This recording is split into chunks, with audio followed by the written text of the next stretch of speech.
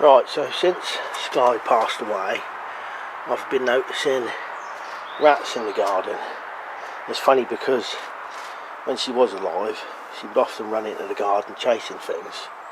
It must have been rats. So I'm going to set up a few rat traps, and if I can do some videos I will. So I've got one down there which you've seen before. Just set it off. But anyway, that one in there, goes to show how sensitive that one is. And you use, I've showed you this before, you set it and you can put this pin across when you set it to stop that happening. That's one there. And I've also noticed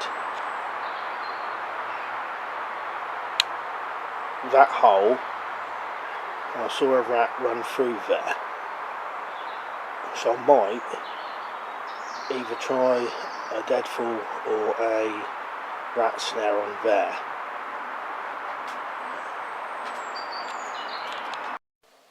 So I might try this outside.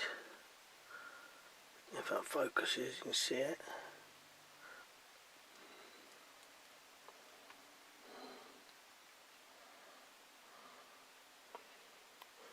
Small spring snare. And that's a little nail